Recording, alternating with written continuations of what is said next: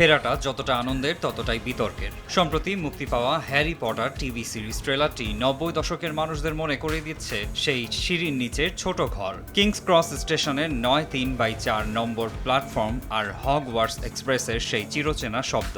তবে রেডিট সহ বিভিন্ন সোশ্যাল মিডিয়ায় ভক্তদের একাংশ বেশ অসন্তুষ্ট। মিলেনিয়ারদের মতে নতুন এই ট্রেলারে সেই পুরনো ম্যাজিক বা জাদুর উজ্জ্বলতা কম। কালার গ্রেডিং বা দৃশ্যায়ন কিছুটা রুক্ষ ও অনুজ্জ্বল মনে হচ্ছে। অনেকের প্রশ্ন, যেখানে মূল সিনেমাগুলো এখনও মানুষের হৃদয়ে গেঁথে আছে সেখানে এই রিমেকের প্রয়োজনীয়তা কী? সিরিজটি নিয়ে উত্তেজনার মাঝেও বড় একটি বাধা হয়ে দাঁড়িয়েছে লেখিকা জে.কে. রাউলিংয়ের ব্যক্তিগত মন্তব্য।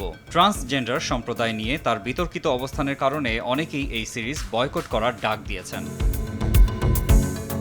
বিতর্ক আর প্রত্যাশা এই দুই নিয়েই হগওয়ার্টসের দরজা আবারও খুলছে। সিরিজের প্রথম সিজনটি মূলত প্রথম বই ফিলোসফার্স স্টোনের উপর ভিত্তি করে নির্মিত।